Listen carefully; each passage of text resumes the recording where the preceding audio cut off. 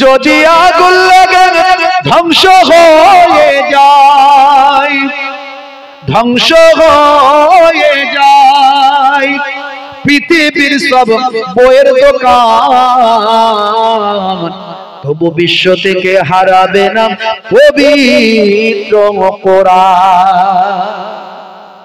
জোরে হবে না, জোরে হবে না। করবে কেমন করে কোরআন ধ্বংস আগুনের তেজ, করবে কেমন করে কোরআন ধ্বংস আগুনের তেজ, আছে বিশ্বে ভরা অগণিত কোরআনে হাফেজ। তারা ছাপিয়ে আসমানি গ্রন্থ, তারা ছাপিয়ে আসমানি গ্রন্থ, বাঁচাবে ইসলামের সম্মান, তবু বিশ্ব থেকে হারাবে না পবিত্র কোরআন। 1450 বছর ধরে এই গ্রন্থটার মধ্যে কোনো সংশোধন সংযোজন করা হয়নি। হয়েছে নাকি? যারা বলেন হয়েছে। একটা লাইন বদলানো হয়েছে, একটা অক্ষর বদলানো হয়েছে, এমনকি একটা জের জাবার নুক্তা সেটাও পাল্টানোর ক্ষমতা নাই। যদি কেউ বদমাইশি করে পাল্টাতে চায়, প্রত্যক্ষ পরোক্ষভাবে তাড়াতাড়ি ধরা পড়ে যায়। যে কোরআন মাজিদ বদলাতে চেয়েছে আমার আল্লাহ তাকেই বদলে দিয়েছেন। সালমান রুশদির নাম ইতিহাসের পাতা থেকে মুছে গেছে, তাসলিমা নাসরিনের নামটা পৃথিবীর মানুষের হৃদয় থেকে মুছে গেছে। হে তরুণ যুবকেরা, হে আমার মুরব্বিয়ানেরা, ভাই আমার সিয়াওয়া কাব্যের ভাই আমার প্রেসিডেন্ট নাম হলো ওয়াসিম রেজভি, কোরআন মাজিদের 26টা আয়াত নিয়ে সুপ্রিম কোর্টে মামলা করেছিল। আমার আল্লাহ বললেন তুই কোরআনের বিরুদ্ধে মামলা করলি, মামলাতে তো জিততে পারবি না। ভাই আমার মামলায় কি হয়েছিল আপনাদের জানা আছে? সুপ্রিম কোর্ট ওয়াসিম রেজভিকে 50,000 টাকা জরিমানা করেছিল, শুধু মামলা করে পৃথিবীর মানুষের ভাবাবেগে আঘাত দেওয়ার কারণে, কোরআনের বিরুদ্ধে মামলা করার কারণে 50,000 টাকা জরিমানা করেছিল। আর বলেছিল যে এই কোরআনের বিরুদ্ধে আর মামলা যেন কখনো না হয়। শুধু তাই নয়, গণধুলাই খেয়েছিল। আল্লাহ বললেন না না, আমার কোরআনের বিরুদ্ধে মামলা করে কোরআন বদলাতে চান, আমি তোর নাম ঠিকানা পরিচয় বদলে দেব। ওয়াসিম রেজভির নাম ঠিকানা পরিচয়টা আজ বদলে গেছে। তাহলে কোরআন সংরক্ষিত না সংরক্ষিত নয়? 1450 বছর ধরে একটা লাইন একটা অক্ষর কেউ বদলাতে পারে না। মিস্টার ডিউ ডেভিস বলে, শুধু তাই নয়, কোরআন দুনিয়ার মানুষ বদলাবে কি করে? পৃথিবীর কোটি কোটি মানুষের বুকের ভিতর কোরআন মাজিদ সংরক্ষিত। হাফেজে কোরআন আছে না নাই? যদি আগুন লাগে ধ্বংস হয়ে যায়, ধ্বংস হয়ে যায় পৃথিবীর সব বইয়ের দোকান, তবু বিশ্ব থেকে হারাবে না পবিত্র কোরআন। জোরে হবে না, জোরে হবে না। করবে কেমন করে কোরআন ধ্বংস আগুনের তেজ, করবে কেমন করে কোরআন ধ্বংস আগুনের তেজ, আছে বিশ্বে ভরা অগণিত কোরআনে হাফেজ। তারা ছাপিয়ে আসমানি গ্রন্থ, তারা ছাপিয়ে আসমানি গ্রন্থ, বাঁচাবে ইসলামের সম্মান, তবু বিশ্ব থেকে হারাবে না পবিত্র কোরআন। জোরে হবে না? আল্লাহ রাব্বুল আলামিন কোরআন মাজিদে জানিয়ে দিলেন, কি বললেন? নাহানু নাযালনা যিকরা ওয়া ইন্না লাহু লাহাফিজুন। এই কোরআন মাজিদ আমি আল্লাহ নাজিল করেছি, আর এর হেফাজতের দায়িত্বটা আমি আল্লাহ নিজেই গ্রহণ করেছি। কোরআন মাজিদের নাজিল করেছেন কে? জোরে বলেন কে? এর হেফাজতের দায়িত্ব কার? জোরে বলেন কার? আল্লাহ নিজেই নিয়েছেন।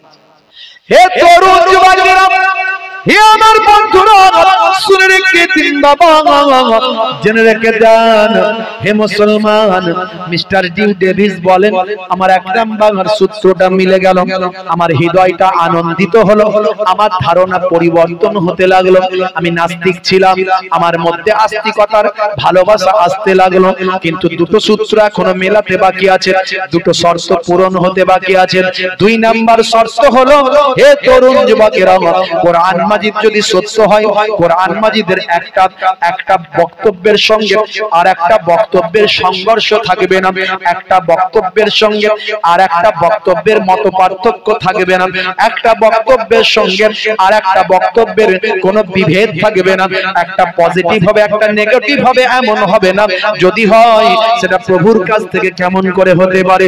আমি পুরো কোরআন মাজিদটা পড়াশোনা করলাম, পড়াশোনা করে দেখলাম যেখানে সুদ খাওয়া, সুদের ব্যবসা নিষেধ করা হয়েছে, কোথাও সুদের ব্যবসা হালাল করা হয়নি, জায়েজ করা হয়নি। আমার আল্লাহ কোরআন মাজিদে বললেন, ওয়ামা আতাইতুম মির রিবা লিয়ারবু ফি আমওয়ালিন নাস ফালা ইয়ারবু ইনদাল্লাহ। তোমরা সুদ ভিত্তিক ব্যবসা করো, লাভজনক মনে করো, আমি আল্লাহ বলি সুদ ভিত্তিক ব্যবসা কখনো লাভজনক হতে পারে না। সারা কোরআন মাজিদটা আমি পড়লাম, কোন জায়গায় আল্লাহ রাব্বুল আলামিন সুদের ব্যবসা করা হালাল কোথাও বলেননি। মদ খাওয়া আল্লাহ হারাম করেছেন না হালাল? জোরে বলেন, মদ খাওয়া হারাম না হালাল? হ্যাঁ, মদ খেলে কি করে? মুসলমানের ছেলে এখন আর মদ খায় না, মেডিকেল জুস খায়, আছে না নাই? হ্যাঁ, মা বলেছে তাই 1 মাস রোজা রেখেছি ভাই, মা বলেছে তাই ইমাম সাহেব দেখলে সালামটা দি, কোনো অসুবিধা নাই।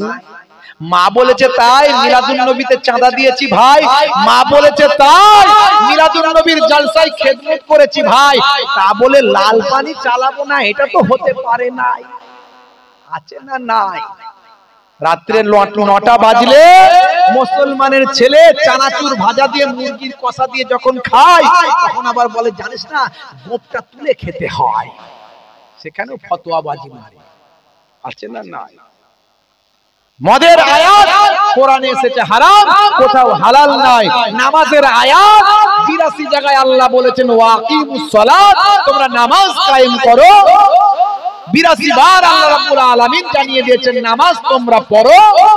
ওয়াকিমুস সালাত ওয়া আতুজ যাকাত ওয়া আরকাউ মা'আর রাকিঈন, তোমরা নামাজ কায়েম করো, যাকাত প্রদান করো, আর রুকুকারীদের সঙ্গে রুকুটা করো, অর্থাৎ জামাতে নামাজটা পড়ো।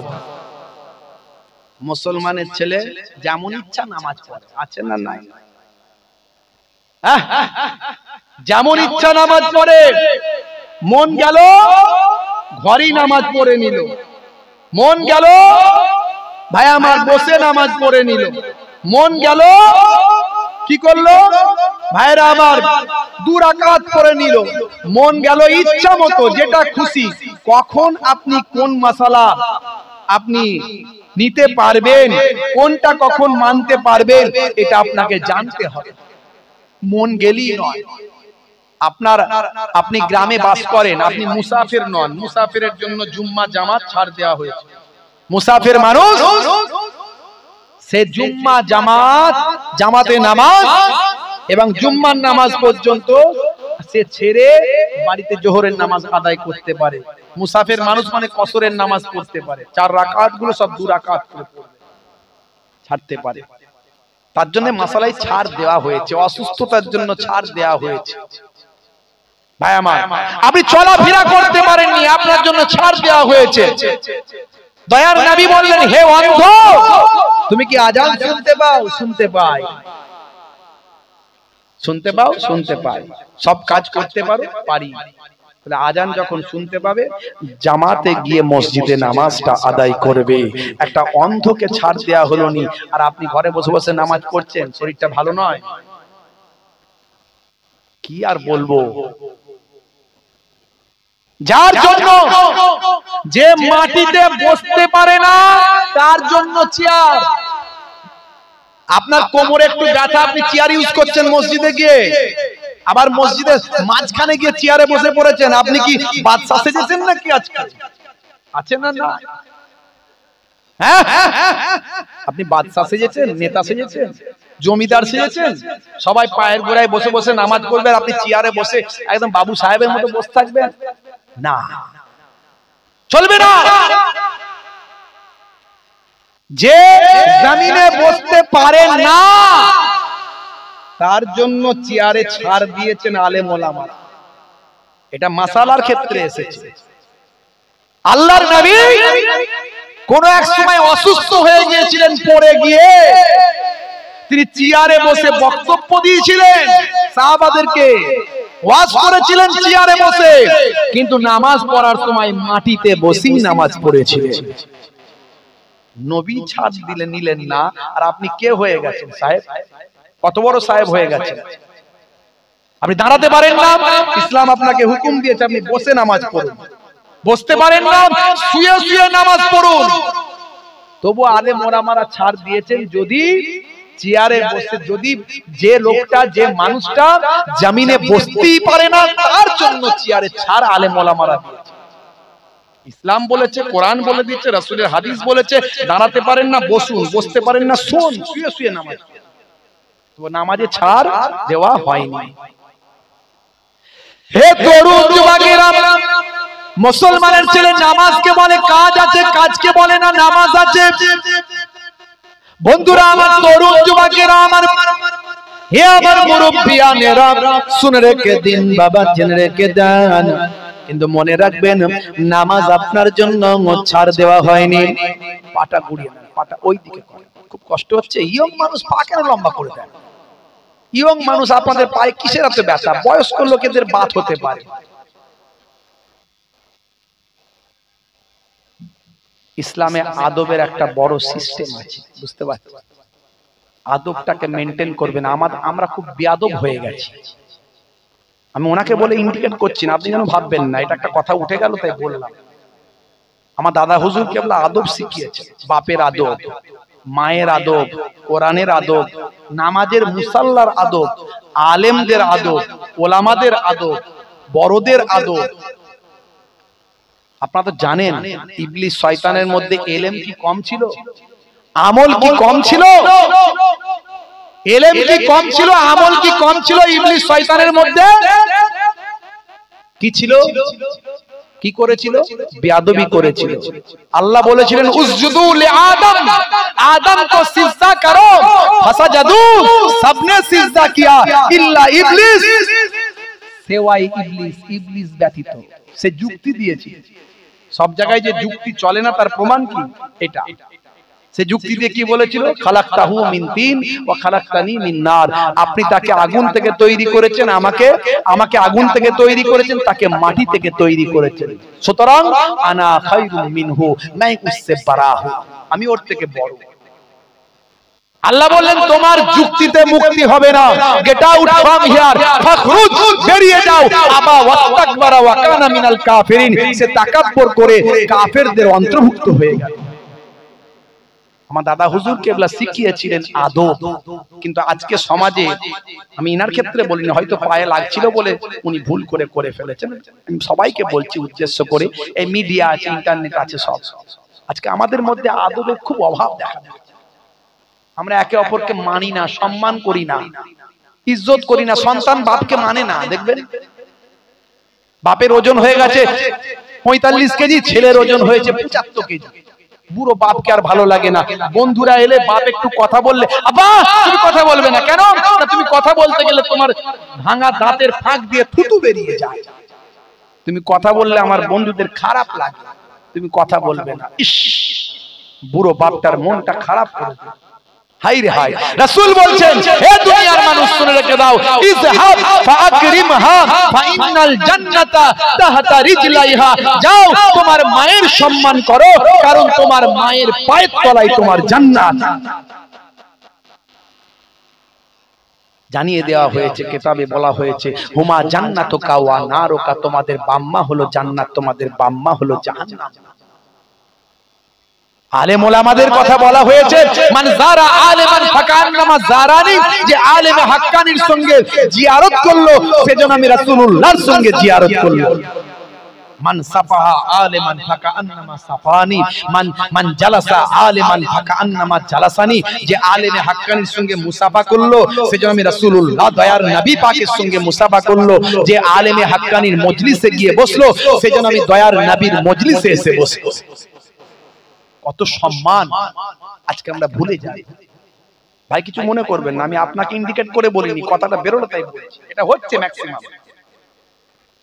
হে তরুণ যুবকেরা, হে আমার বন্ধুরা, শুনে রেখে দিন বাবা, জেনে রেখে দেন। হে মুসলমান একটু লক্ষ্য করুন।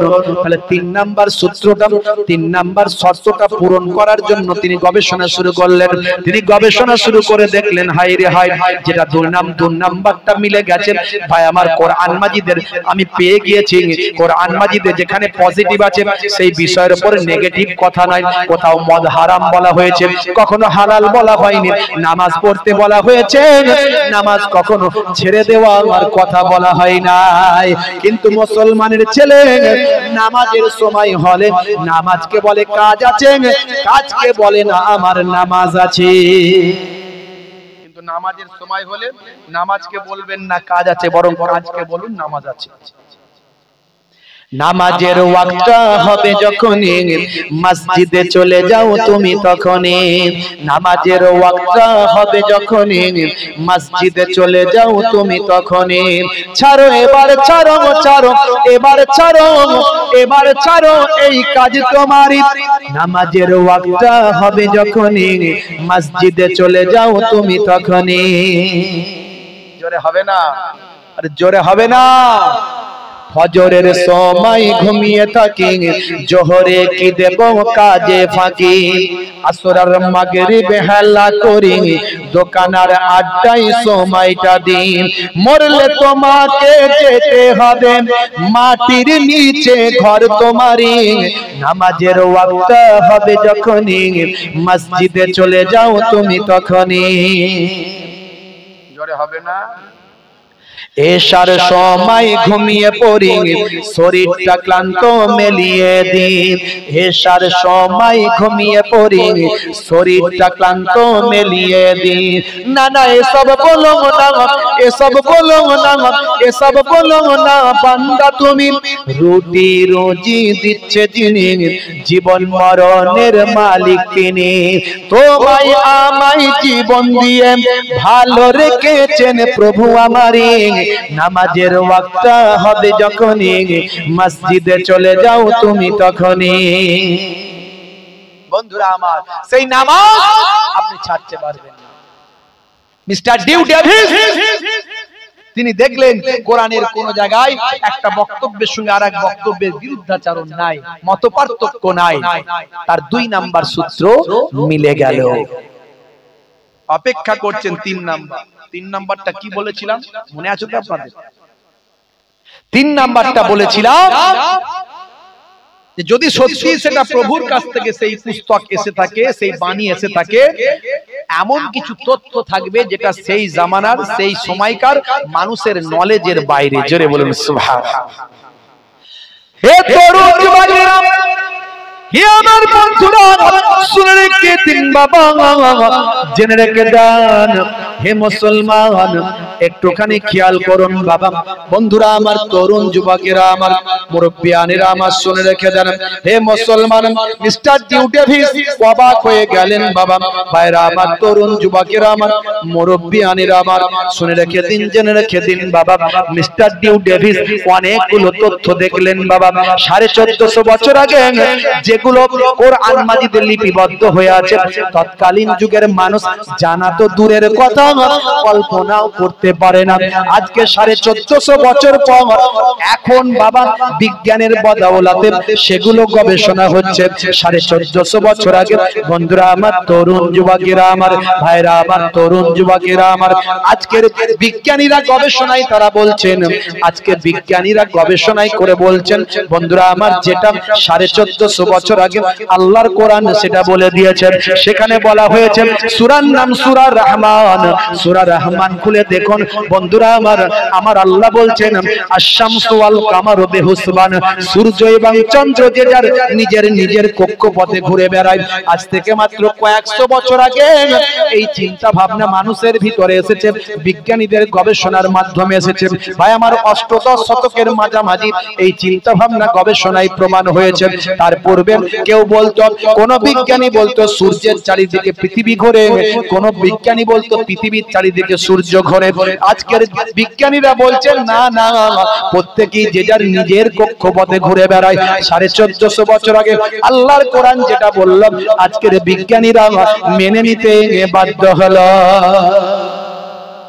হে তরুণ যুবকেরা, হে আমার বন্ধুরা, শুনে রেখে দিন বাবা, আজকের বিজ্ঞানীরা বলছেন যে পাহাড়গুলো আমরা দেখতে পাই, এই এভারেস্ট দেখতে পাই, কাঞ্চনজঙ্ঘা দেখতে পাই, বিভিন্ন পর্বতগুলো দেখতে পাই।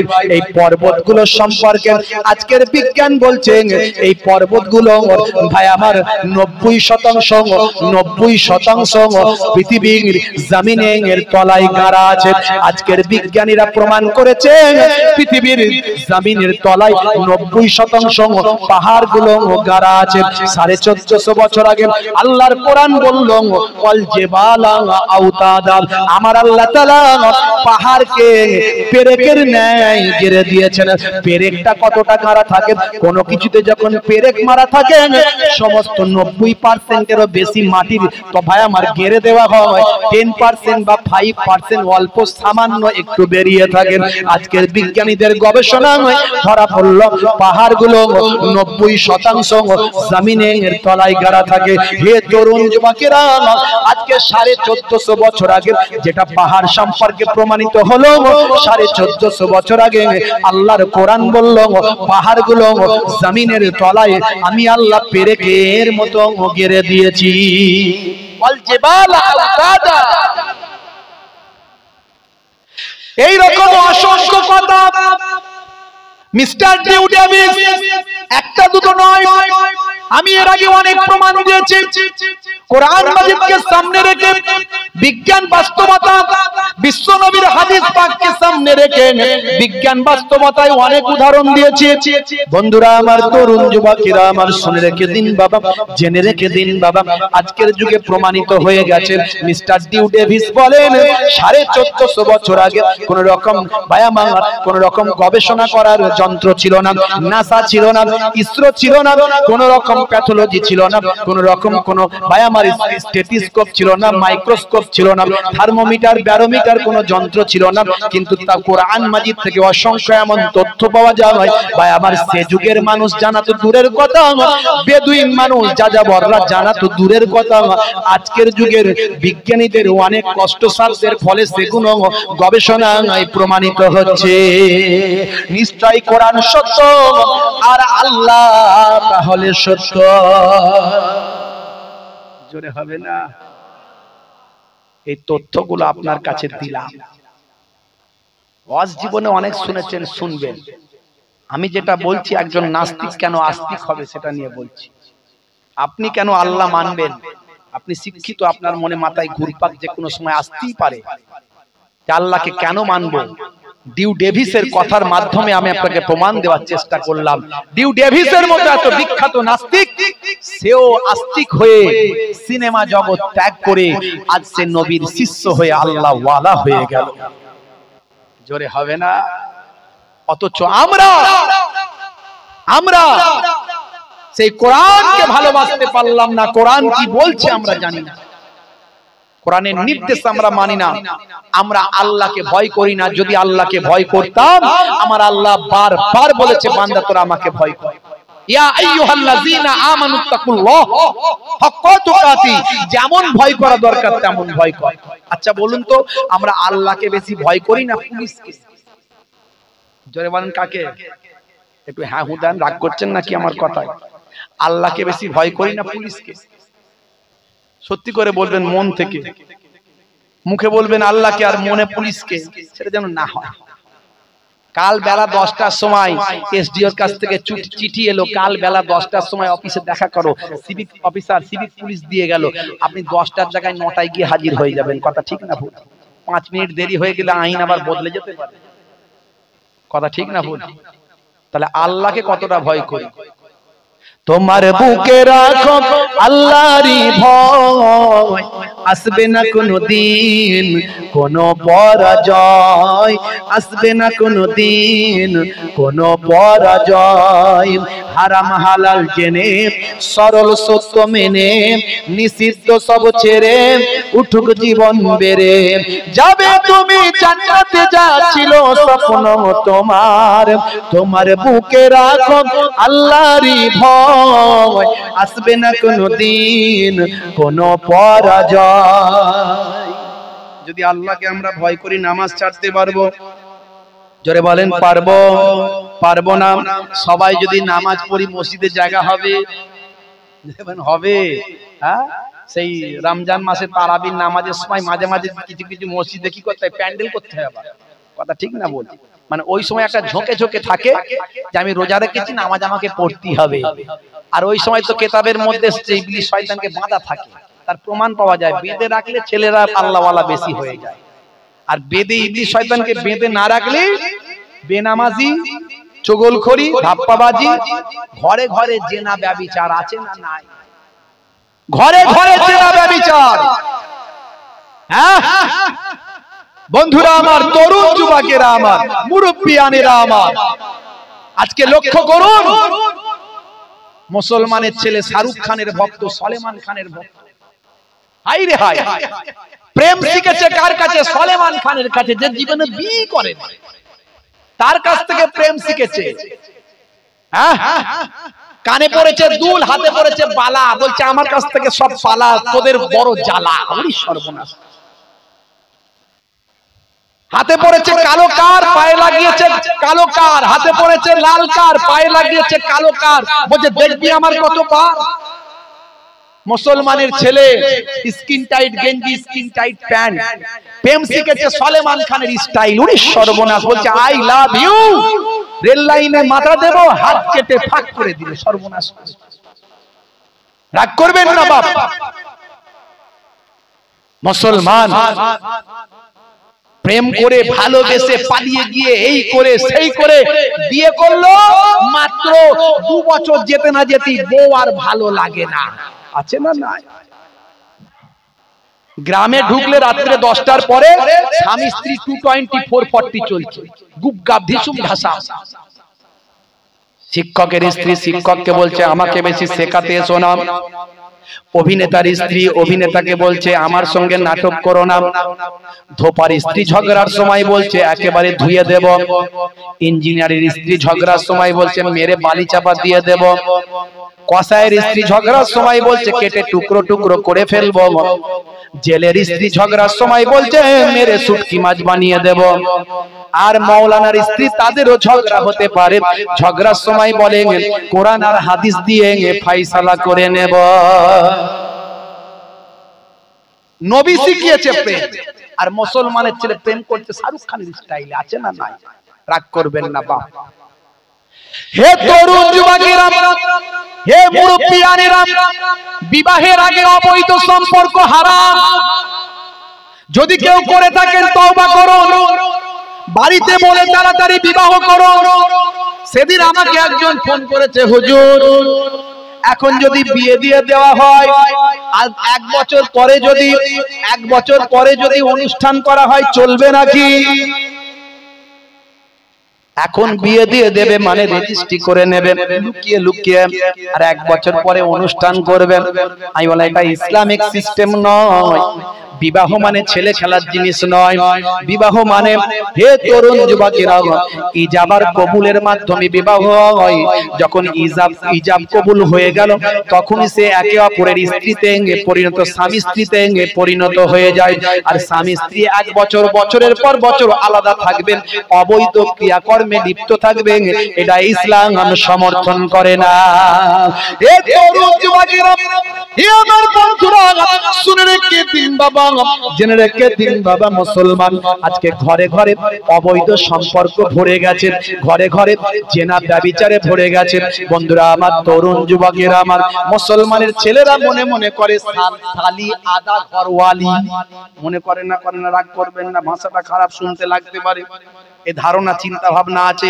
বউ ঘরে আছে, শালিকে নিয়ে ফুর্তি করতে ঘুরে বেড়ায় মোটরসাইকেলে, এমন জামাইরা আছে না নাই? ইসলামে হারাম, ইসলামে হারাম।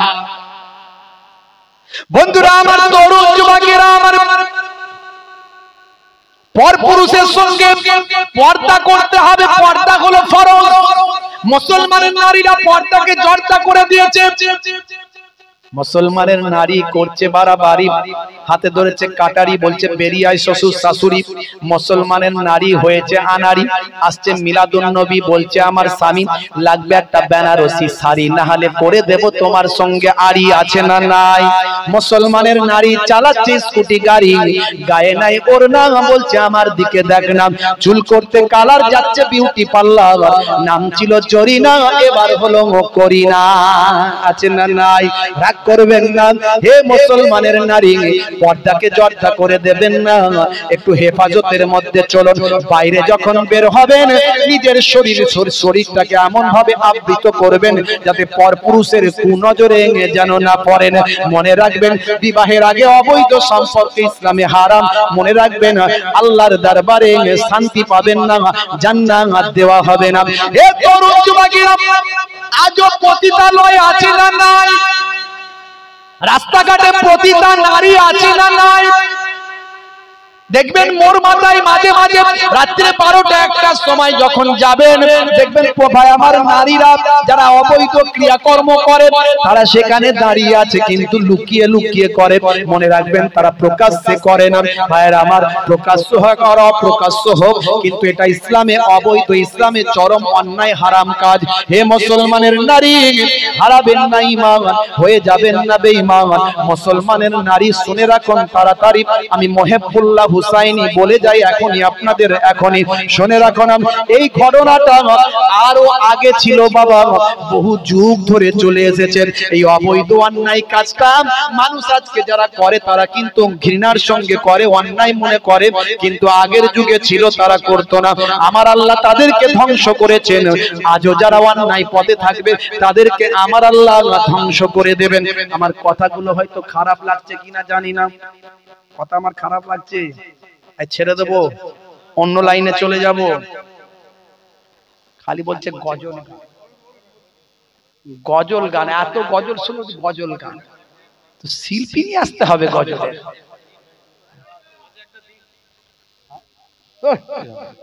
এসব একবার পরিপ্রেক্ষিতে গজল কত রকম দিকে লাগে পাঠিয়েছে। হে তরুণ যুবকেরা, হে আমার বন্ধুরা, শুনে রেখে দিন বাবা, জেনে রেখে দেন ভাই আমার, শুধু গজল শুনে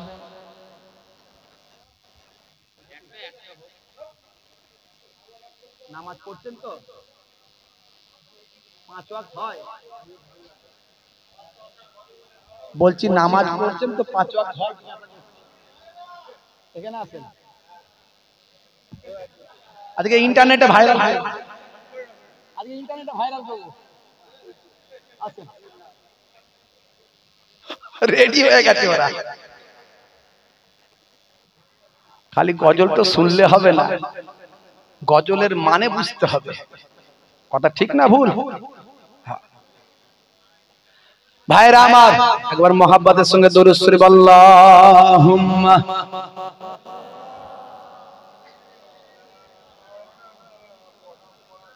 ওয়া আলা আলিহি।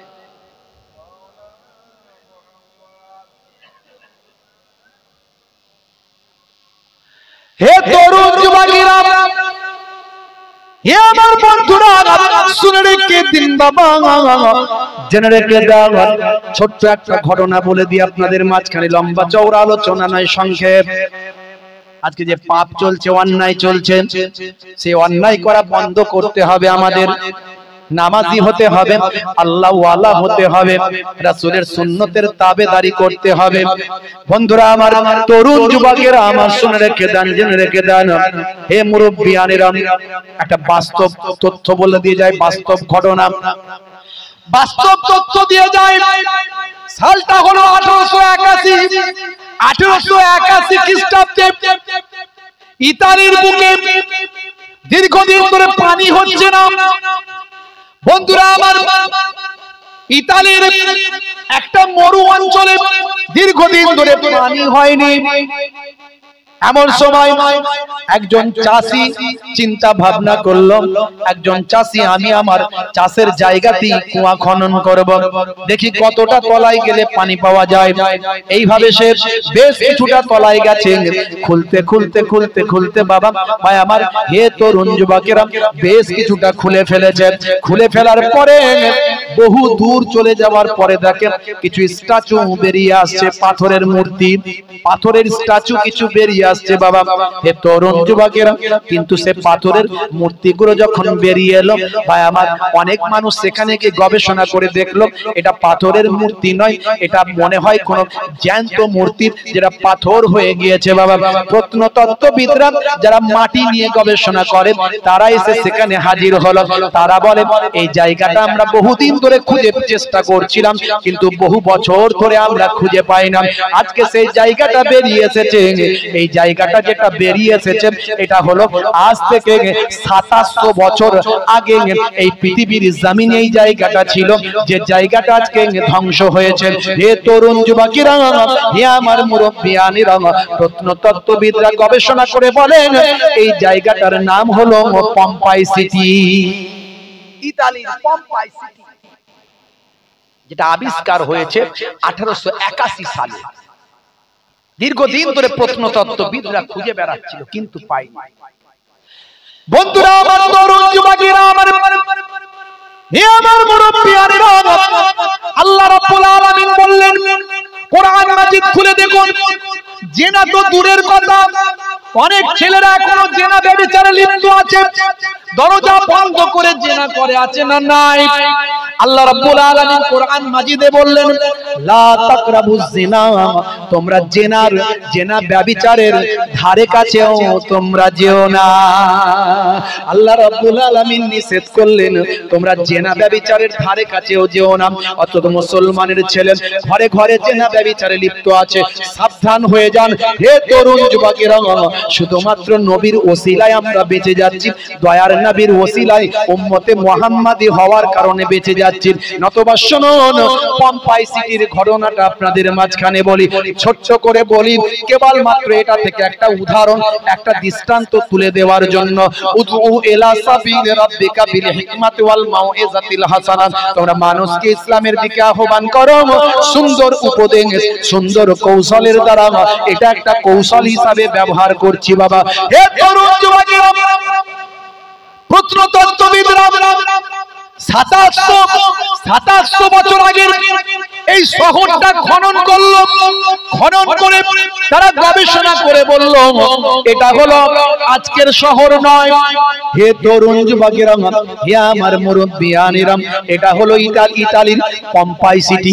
এই পম্পাই সিটিটা কেমন করে ভাইরা আমার, তরুণ যুবকেরা আমার, সেই সময় প্রত্নতত্ত্ববিদরা ইতিহাস থেকে গবেষণা করে বলল এই শহরটা তৎকালীন যুগের সবচেয়ে উন্নত শহর ছিল, সবচেয়ে আধুনিক শহর ছিল, সবচেয়ে ফেমাস শহর ছিল। সে সময় ভাই আমার রোমানিদের জামানাতে, রোমানিজমের জামানাতে এই শহরটা ছিল পৃথিবীর ফেমাস শহর। এই শহরে পৃথিবীর বিভিন্ন দেশ থেকে মানুষ ব্যবসা করতে আসতো। এই শহরটা এত ফেমাস কেন হলো জানেন? এই শহরে ভাই আমার এই নারী ব্যবসা, মহিলাদের, সুন্দরী মহিলা প্রত্যেকটা ঘরে ঘরে তারা এই জেনা ব্যভিচারের ব্যবসায় তারা নিযুক্ত ছিল। প্রত্যেকটা ঘরে ঘরে জেনা ব্যভিচারের ব্যবসায় ছিল। এমনকি তাদের ব্যবসা এতটাই ওপর লেভেলে উঠেছিল যে সেই জামানার বড় বড় ধনী লোকেদের সন্তানেরা, কন্যারা, নারীরা, পুরুষেরা তারা প্রত্যেকেই জেনা ব্যভিচারের সঙ্গে যুক্ত ছিল। অনেক ভালো ভালো সম্ভ্রান্ত ঘরের সন্তানেরা, নারীরা, স্ত্রীরা, স্বামীরা ভাই আমার জেনা ব্যভিচারের কাজে তারা নিযুক্ত ছিল। জায়গাটার নাম হলো পম্পাই সিটি। বন্ধুরা আমার, প্রত্নতত্ত্ববিদরা গবেষণা করে বের করল। হে তরুণ যুবকেরা, হে আমার বন্ধুরা, শুনে রেখে দিন বাবা, জেনে রেখে দেন এই শহরটা তৎকালীন যুগের ফেমাস হয়ে গিয়েছিল এই ব্যবসার মাধ্যমে। তাদের জিডিপি সবচেয়ে উপরে উঠেছিল এই ব্যবসার মাধ্যমে। বন্ধুরা আমার, তরুণ যুবকেরা আমার, দূর দূরান্ত থেকে মানুষ এই শহরটার নাম শুনে ব্যবসা করতে আসতো। একজন আল্লাহওয়ালা মানুষ, পরেশগার নামাজি, খোদা ভীরু মানুষ, আল্লাহর নেক বান্দা, তিনি ব্যবসা করার জন্য এই শহরে তিনি আসলেন। বাবা, হে তরুণ যুবকেরা, দেখবেন আপনি ইতিহাস পড়ে দেখুন, যত নবীরা ছিলেন সব কিন্তু কোনো না কোনো কাজের সঙ্গে যুক্ত আছে। যত ওলি আউলিয়ারা, হাক্কানি যারা ওলি আউলিয়া ছিলেন, তারা কিন্তু কোনো না কোনো কাজের সঙ্গে যুক্ত ছিলেন। বন্ধুরা আমার, হযরতে ইদ্রিস আলাইহিস সালাম, তিনি কিন্তু বাবা একজন দর্জি ছিলেন। হযরতের ভাই আমার, দোস্ত আমার, দাউদ আলাইহিস সালাম, তিনি একজন পৃথিবীর হাদ্দাদ প্রথম কর্মকার ছিলেন। বাবা, হযরতে হে তরুণ যুবকেরা, আদম আলাইহিস সালাম চাষী ছিলেন। হযরতে মুসা কালিমুল্লাহ, তিনি ছাগল চড়াতেন, তিনি একজন ছাগলের পাল দেখাশোনা করতেন। আমার আপনার দয়ার নবীও বিভিন্ন রকম ব্যবসা বাণিজ্য করেছেন। ইমামে আযম আবু হানিফা হুজুর, তিনি একজন কাপড়ের ব্যবসাদার ছিলেন। বাবা, কাপড় ব্যবসায়ী ছিলেন। সমস্ত নবী ওলি আউলিয়ারা ব্যবসা করতেন। আমার আপনার পীর মুর্শিদ ছোট হুজুর পীর কেবলা রাহমাতুল্লাহ আলাইহি, তিনি নিজেও একজন, যেমন একজন পীর মুর্শিদ তেমন একজন চাষী মানুষ, তিনি চাষও নিজে করতে যেতেন। হে তরুণ যুবকেরা, মনে রাখবেন, আপনি বক্তা মানে, আপনি হুজুর মানে শুধু এটা করবেন আর অন্য কিছু চাষবাস ব্যবসা বাণিজ্য করবেন না, এটা নয়। বন্ধুরা আমার, তরুণ যুবকেরা, একজন ওলি বান্দা, তিনিও ব্যবসা করার জন্য সেখানে এলেন। এসে দেখেন পম্পাই সিটির জমিনে অন্যায়, অত্যাচার, অবিচার, অশ্লীলতা ভরে গেছে। প্রত্যেকটা ঘরে ঘরে নারী ব্যবসা চলছে। এই ব্যবসার মাধ্যমে তারা লাভবান হচ্ছেন। সেই সময় আল্লাহর নেক বান্দা, মাহবুব বান্দা, সেই জামানার বড় বড় লিডার, নেতা, গুণীজনদের ডেকে বললেন, এটা হারাম, এটা অশ্লীল কাজ, এটা থেকে তোমরা রক্ষা হও, এটা থেকে তোমরা বন্ধ করো, এই অন্যায় কাজ থেকে তোমরা সরে যাও, নতুবা আল্লাহর গজব তোমাদের উপর পতিত হবে। আজও সেই অন্যায় কাজ অনেকে করে, কিন্তু লুকিয়ে করে, লজ্জিত হয়। কিন্তু তখনকারের যুগে যে অন্যায় কাজটা হতো, সেটা প্রকাশ্যে হতো, খোলামেলা হতো, তারা গর্ববোধ করত, তারা বুক ফুলিয়ে বলতো। বন্ধুরা আমার, তরুণ যুবকেরা আমার, আমার মুরব্বিয়ানেরা, শুনে রেখে দিন বাবা, জেনে রেখে দেন। হে মুসলমান, একটুখানি লক্ষ্য করুন বাবা, এমন সময় দেখতে পাওয়া যায় যখন আল্লাহর নেক বান্দা ওই মানুষগুলোকে হেদায়েতের দাওয়াত দিলেন, তারা হেদায়েত হওয়া তো দূরের কথা, কিছু উলঙ্গ নারীদেরকে, স্বল্প পোশাক পরিহিতা নারীদেরকে ওই আল্লাহর ওলি বান্দার কাছে ভিড়িয়ে দিল। আল্লাহর ওলি বান্দাকে গৃহবন্দী করলো। আল্লাহর ওলি বান্দার সামনে কিছু অশ্লীল মহিলাদের পাঠিয়ে দিল। হে তরুণ যুবকেরা, আল্লাহর ওলি বান্দা তাদের থেকে নিজেকে রক্ষা করলেন, আল্লাহর দরবারে ইস্তেগফার করলেন, ক্ষমা চাইলেন, তাদের কাছ থেকে আল্লাহ নিজেকে রক্ষা করলেন। অবশেষে সেখান থেকে কোন ক্রমে পালিয়ে গিয়ে আল্লাহর দরবারে সিজদায় লুটিয়ে পড়লেন। হে তরুণ যুবকেরা, আল্লাহর দরবারে সিজদায় পড়ে গেলেন। সিজদায় পড়ে গিয়ে আল্লাহর দরবারে তাদের জন্য হাত দুখানা তুলে বদদুয়া চাইলেন। মাবুদ আল্লাহ, আয় আমার প্রভু, আয় আমার স্রষ্টা, এই পম্পাই সিটির মানুষেরা তারা অশ্লীলতা সারা পৃথিবীর মানুষের কাছে ছড়িয়ে দিয়েছেন। তুমি তোমার গজবের পর্দা দিয়ে তাদের অশ্লীলতাকে তুমি ঢেকে দাও। বন্ধুরা আমার, এই পম্পাই সিটি আজও ভাই আমার সেই জায়গায় আছেন। ভাই আমার, এই পম্পাই সিটির পাশে পৃথিবী বিখ্যাত একটা ভাই আমার পাহাড় ছিল, যে পাহাড়টা সর্বদাই আগুন জ্বলে। এই পাহাড়টার নাম হলো ভাই আমার ভূগোলের ভাষায় ভাই আমার বিসুবিয়াঙ্গাস বলা হয়। আজও ইতিহাসের পৃষ্ঠায় ভূগোলের পৃষ্ঠায় বিসুবিয়াঙ্গাস নামটা পাবেন। এ তরুণ যুবকেরা, সেই পাহাড় সর্বদা অগ্নিপাত করে, ভাই আমার অগ্নি নির্গত করে। সেইখান থেকে আল্লাহর গজব শুরু হলো। সেই পাহাড় থেকে এমন আগুন উৎপত্তি হলো, এমন আগুন নির্গত হলো, সেই আগুনের গোলা এসে পম্পাই সিটিকে পুরো ঢাকা ফেলে দিল। 20,000 মানুষ আগুনের গোলার পাওয়ারে, তাপে, শক্তিতে, আল্লাহর কুদরতি ক্ষমতায় 100 ফিট জমিনের নিচে নেমে গেল। 100 ফিট জমিনের নিচে নেমে গেল। হে তরুণ যুবকেরা, হে আমার মুরব্বিয়ানেরা, শুধু তাই নয়, আগুন কিন্তু মানুষকে পুড়িয়ে দেয়। আল্লাহর কুদরতি ক্ষমতায় এই আগুন কি করলো? তাদেরকে পোড়ানো দূরের কথা, জিন্দা পাথরে পরিণত করে দিল। পুরো একটা শহরের 20,000 মানুষ আজও পাথর হয়ে পড়ে আছে। 20,000 মানুষ আজও পাথর হয়ে পড়ে আছে। যান পম্পাই সিটিতে গিয়ে ঘুরে আসুন, খোঁজ নিন, দেখবেন পাথরগুলো পড়ে আছে। ইন্টারনেট সার্চ করবেন, পাবেন, দেখবেন পাথরগুলো পড়ে আছে। কিন্তু সেগুলো পাথর নয়, সেগুলো মানুষ। সেই মানুষগুলো যে অবস্থায় যেমন ছিল, ভাই আমার, ইন্টারনেট সার্চ করলে পাবেন। ভাই আমার, তারা সেই সময় যখন তাদের উপরে আগুন নির্গত হয়ে তাদের ঢাকা ফেলেছিল, সেই সময়ও বহু মানুষ তারা কুকর্মে লিপ্ত ছিল। এমনকি সেই অবস্থায় তারা পুরুষ আর নারী সব পাথরে পরিণত হয়ে গেছে। আল্লাহ বলছেন, লা তাকরাবুজ জিনা, তোমরা জিনার ধারে কাছে যেও না। অথচ মুসলমান ঘরে ঘরে জিনা ব্যভিচার আজকে চলছে, বিভিন্ন ভাবে, বিভিন্ন কৌশলে। আল্লাহ বললেন, বান্দারে, তোমরা কেমন করে তোমরা আমাকে অস্বীকার করো? কাইফা তাকফুরুন, তোমরা কেমন করে কুফরি করো বিল্লাহি, আল্লাহর সঙ্গে। অকুনতুম আমওয়াতান, তোমরা ছিলে মৃত। ফাআহিয়াকুম, আমি তোমাদের জীবন দান করেছি। সুম্মা ইউমীতুকুম, আবার তোমাদের মওত দেব। সুম্মা ইউহয়ীকুম, আবার তোমাদের জীবন দেব। সুম্মা ইলাইহি তুরজাউন, তোমাদেরকে আমি আল্লাহ আমার কাছে ফিরতে হবে। ফিরে আসুন আল্লাহর পথে, ফিরে আসুন রাসূলের পথে। আজ থেকে প্রতিজ্ঞা করুন, ইসলামের নির্দেশনাগুলো আমরা মানবো, রাসূলের সুন্নতগুলো মেনে চলবো, রাসূলের আখলাকগুলো মেনে চলবো। এর আগে আমি অনেক বলেছি, ডান দিকে কাত হয়ে ঘুমানো সুন্নত, বসে পানি পান করা সুন্নত, পেটটাকে 3টে ভাগে ভাগ করে খাওয়া সুন্নত, অনেক বলেছি। নবীর সুন্নতগুলো মেনে চলুন। সবচেয়ে বড় সুন্নত আমি বারবার বলি, সেটা হলো মুখের দাড়ি। যাদের দাড়ি নাই, দাড়িটা রাখুন। আজকে বিরাট কোহলি যদি দাড়ি রাখে, তার লজ্জা না লাগে? হরভজন সিং যদি দাড়ি রাখে, তার লজ্জা না লাগে? ভারতের প্রাক্তন প্রাইম মিনিস্টার মনমোহন সিং, যত নেতা মন্ত্রী খেলোয়াড় প্লেয়ার মুখে দাড়ি রেখেছে, লজ্জা লাগেনি? আপনি মুসলমানের ঘরের সন্তান, কে কি বললো দেখার দরকার নাই। আপনি দাড়ি রাখবেন কোন ফ্যাশন বলে নয়, ছোট হোক আর বড় হোক, নবীর সুন্নত মনে করে দাড়িটা রাখুন। দাড়ি রেখে যদি কবরে ঢুকে যান, কখন মারা যাবেন কোনো গ্যারান্টি নাই। দাড়ি রেখে যদি কবরে ঢুকে যান, মুনকার নাকির ফেরেশতা এসে যখন বলবে মান রব্বুকা, দেখতে পাবে মুখে দাড়ির দেখা, হতে পারে ওই দাড়িটা হবে নাজাতের জারিয়া। জোরে হবে না? জোরে হবে না?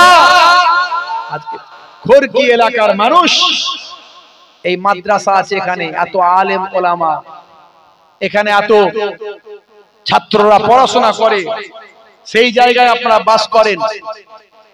অথচ আমরা যদি রাসূলের সুন্নত মেনে না চলি, আমাদের মধ্যে যদি হিংসা বিদ্বেষ থাকে, আমরা যদি জেনা ব্যভিচারের মধ্যে লিপ্ত হই, আল্লাহ নারাজ হয়ে যাবে। এই মাদ্রাসার ওসিলায়, এই ছাত্রদের ওসিলায়, এই কোরআনের ওসিলায় আল্লাহ আমাদের হেফাজত করছেন। সর্বোপরি আমাদের দয়ার নবীর ওসিলায় আমাদের আল্লাহ হেফাজত করছেন। কিন্তু মরতে আপনাকে হবে, মরতে হবে। কুল্লু নাফসিন যায়কাতুল মউত, প্রত্যেক প্রাণী মাত্রই মৃত্যুর আস্বাদ গ্রহণ করবে।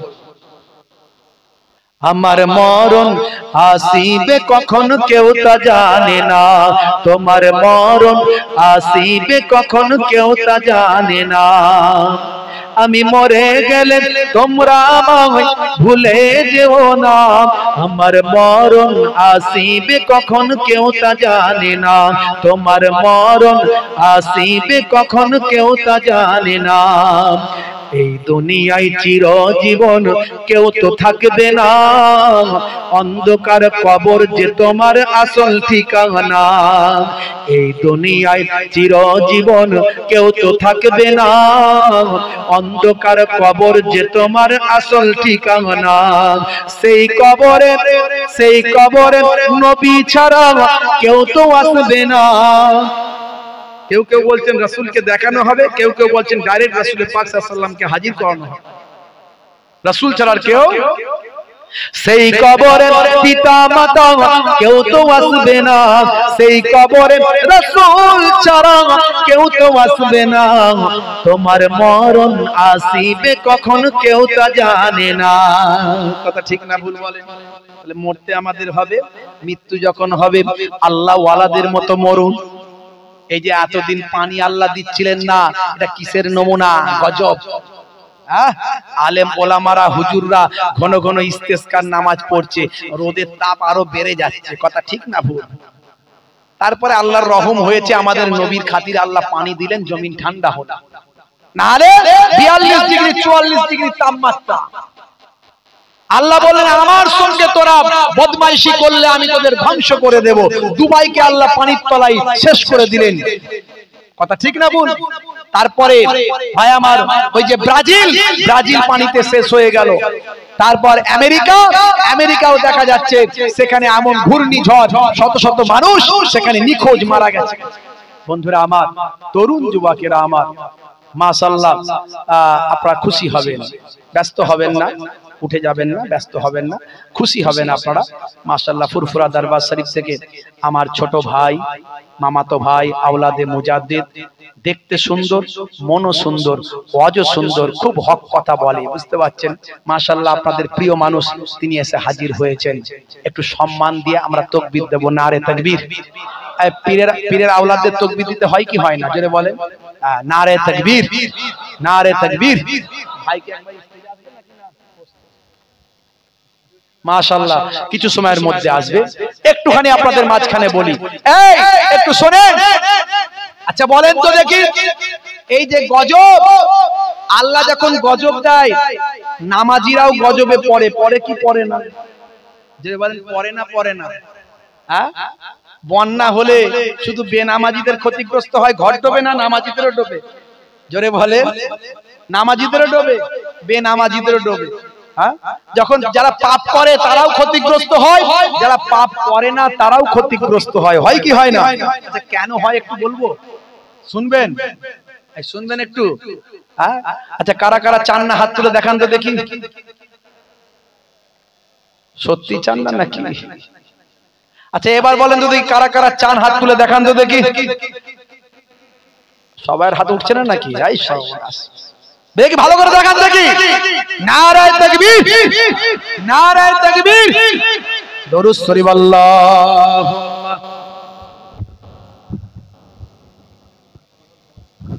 কি গজল গজল করেন।